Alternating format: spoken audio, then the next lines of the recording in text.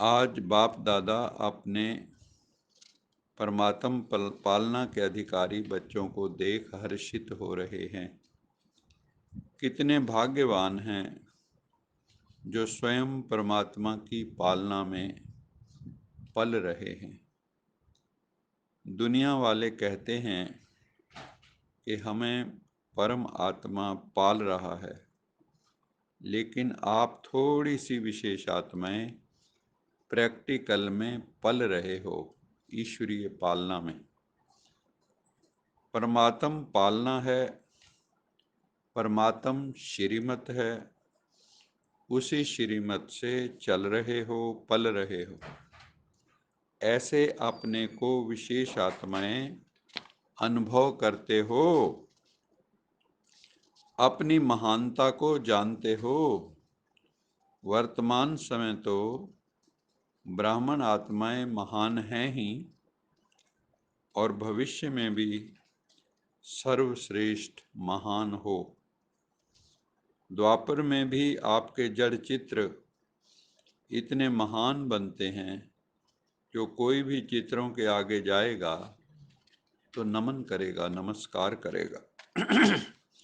इतनी आपकी महानता है, जो आज दिन तक अगर किसी भी आत्मा को बनावटी देवता भी बना देते हैं, लक्ष्मी नारायण बना देंगे, श्री राम बनाएंगे, तो जब तक वो आत्मा देवता का पार्ट बजाता है, तो उस आत्मा को जानते हुए भी कि ये साधारण मनुष्य है, लेकिन जब देवता रूप का पार्ट बजाते हैं तो साधारण आत्मा को भी सब नमन करते हैं। जैसे हमने रामायण जब आई थी तो हमने देखा था ना, अरुण गोविल को राम बनाया था। तो बताता है वो कि मैं एयरपोर्ट पे जाता था, कहीं जाता था, माताएं जो है ना पाँव में पड़ जाती थी कि राम जी आ गए। तो आपके रूप की महानता तो है ही, लेकिन नामधारी आत्माओं को भी महान समझते हैं। तो ऐसी महानता स्वयं में अनुभव करते हो? खुद को महान समझते हो या साधारण समझते हो? जानते हो, समझते हो, व इमर्ज रूप में अपने को अनुभव करते हो। वो रूप हमारा इमर्ज होना चाहिए, देव रूप। क्योंकि मूल आधार क्या है? जो भी कोई चीज है उसका मूल आधार क्या होता है? उस चीज का अनुभव। दुनिया में सबसे बड़ी चीज क्या है?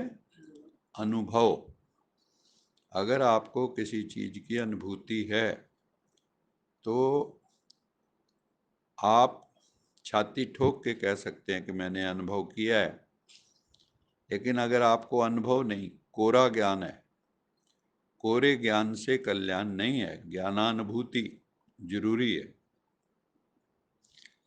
बाबा सभी बच्चों को अनुभवी मूर्त बनाते हैं, सिर्फ सुनने व जानने वाले नहीं। भी कान से सुन लिया, जान लिया, लेकिन अनुभव नहीं किया। अनुभव का तो हरेक के चेहरे से, चलन से पता पड़ ही जाता है। चाल से उसके हाल का पता पड़ जाता है। देखो बाबा ने कहा उसकी जो चाल है ना, उससे भी उसके हाल का पता चल जाता है। अगर कोई आत्मा बेचैन है आपके पास आएगी ना, तो वो टिक के नहीं बैठ सकेगी। अगर किसी का मन चंचल है, एंग्जाइटी में है, वो शांत नहीं होगा, वो भागेगा, आदमी तेज तेज भागेगा। तो बाबा कहते हैं उसकी चाल से ही उसके जो मानसिक हालात है ना, उसका पता चल जाता है। तो सोचो हमारी चाल कैसी है? ब्राह्मण चाल है। ब्राह्मण अर्थात क्या डेफिनेशन होगी? सदा संपन्न आत्मा, किसी गुण की, शक्ति की, ज्ञान की कमी ना हो। शक्तियों से भी संपन्न, गुणों से भी संपन्न, ज्ञान से भी संपन्न। तो ऐसी चाल है। आपके चेहरे से दिखाई देता है कि ये साधारण होते हुए भी अलौकिक हैं। ये क्या हैं? साधारण होते हुए भी अलौकिक हैं। आप सबकी दृष्टि, वृत्ति, वाइब्रेशंस अलौकिक अनुभव कराते हैं या अनुभव करते हैं दुनिया वाले भी। जब लास्ट जन्म तक आपको आपकी दिव्यता, महानता जड़ चित्रों से भी अनुभव करते हैं, तो वर्तमान समय चैतन्य श्रेष्ठ आत्माओं द्वारा अनुभव होता है। जड़ चित्र तो आपके ही हैं ना। अमृत वेले से लेकर हर चलन को चेक करो। क्या चेक करना है? हर वक्त अपनी क्या चेकिंग करनी है?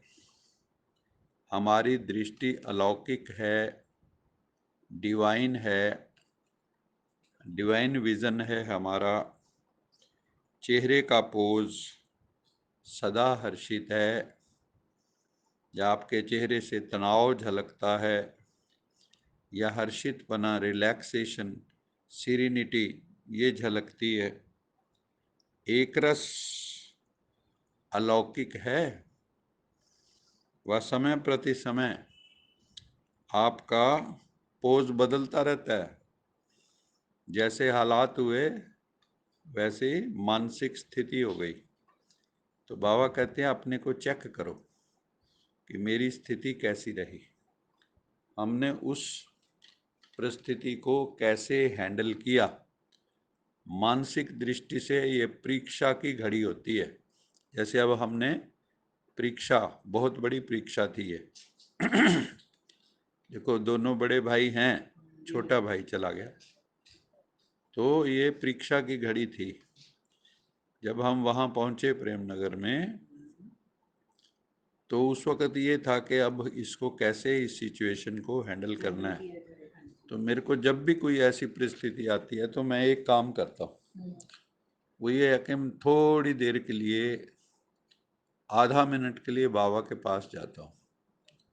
बाबा ये परिस्थिति है, आप गाइड करो। तो अंदर जो गाइडेंस मिलती है उसी अनुसार चल पड़ते हैं, तो उसके परिणाम कल्याणकारी ही निकलते हैं और मन भी शांत रहता है कि हमने बाबा से इंस्ट्रक्शन ली है। ऐसे ही कभी भी परिस्थिति आए तो कई बार अपनी बुद्धि काम नहीं करती, परिस्थिति के वश हो जाती।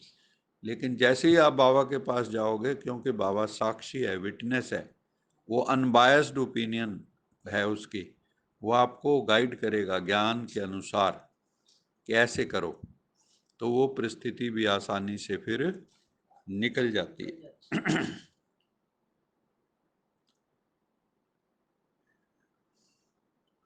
चेहरे का पोज सदा हर्षित है, एक रस है, अलौकिक है। वह समय समय प्रति समय बदलता रहता है। सिर्फ योग में बैठने के समय व कोई विशेष सेवा के समय अलौकिक स्मृति व वृत्ति रहती है, या साधारण कार्य करते हुए भी चेहरा और चलन विशेष रहता है। देखो मेन बात पता क्या होता है? आपके मुख से ज्ञान के अलावा कुछ भी निकलना नहीं चाहिए।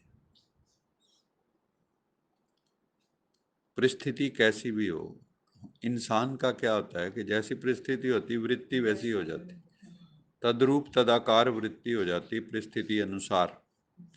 लेकिन उस वक़्त ही साक्षी होने की जरूरत होती है, नहीं तो आप परिस्थिति रूप हो जाएंगे और फिर जो है लोअर कॉन्शियसनेस में आ जाएंगे। तो उस वक़्त अपनी स्थिति बना के रखना ये साधारण बात नहीं होती। तो बाबा की गाइडेंस लेते रहो, बाबा की मुरली से इशारे लेते रहो, तो बाबा तो एक सेकंड में इशारा दे देता है। जब बाबा कहता है रूहानी बाप बैठ रूहानी बच्चों को समझाते हैं, तो एकदम आप रूह में चले जाएंगे और आपको सारा ड्रामा दिखना शुरू हो जाएगा कि ये भी होना ही है, और कल्प कल्प होता है, तो ये तो नहीं पहली दफ़ा हो रहा है। और हर कल्प होगा। तो बाबा कहते हैं ये स्मृति बनी रहनी चाहिए, ज्ञान इमर्ज रूप में रहना चाहिए। ज़्यादातर क्या होता है, दुख ही हम कब होते हैं, ज्ञान मर्ज हो जाता है। परिस्थिति का इतना प्रभाव होता है, जैसे बाली था तो उससे वो आधी ताकत खींच लेता था, ऐसे ही परिस्थितियां भी बाली की तरह है, वो आपकी शक्ति खींच लेती है, आध्यात्मिक शक्ति। तो उसके लिए परमात्मा के साथी रहने की जरूरत है, उसको सर्वशक्तिवान का साथ। तो बाबा कहते हैं वृत्ति अलौकिक रहती है, स्मृति और वृत्ति अलौकिक रहती है सेवा के समय। कोई भी आपको देखे कामकाज में बहुत बिजी हो, कामकाज में कोई हलचल की बात भी सामने हो, लेकिन आपको अलौकिक समझते हैं, बाबा पूछ रहे। तो चेक करो कि बोल चाल, चेहरा, साधारण कार्य में भी न्यारा और प्यारा अनुभव होता है।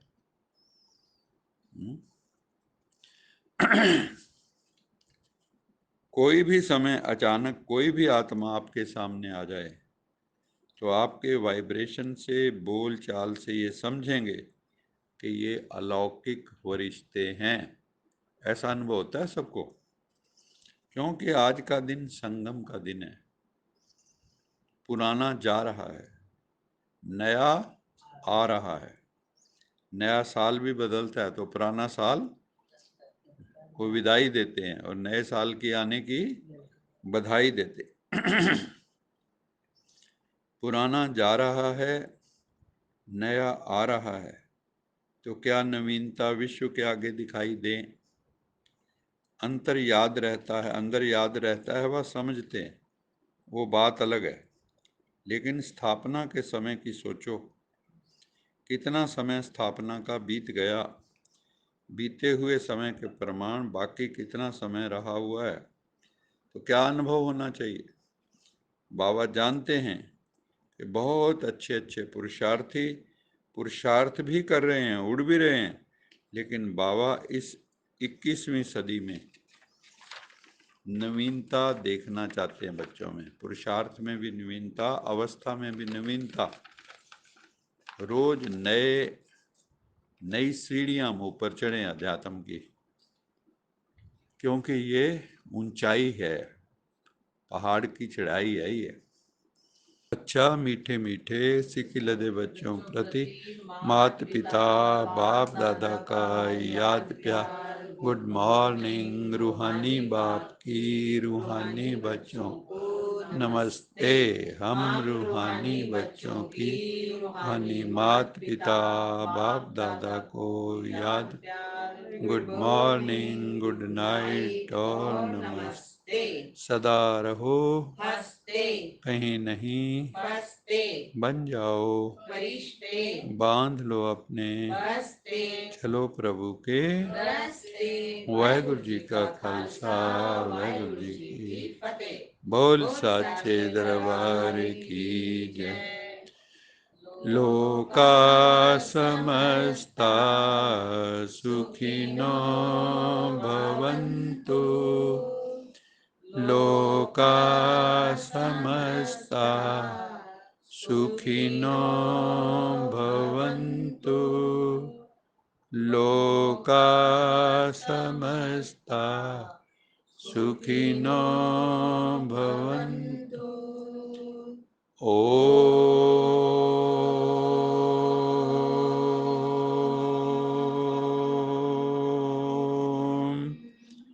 शांति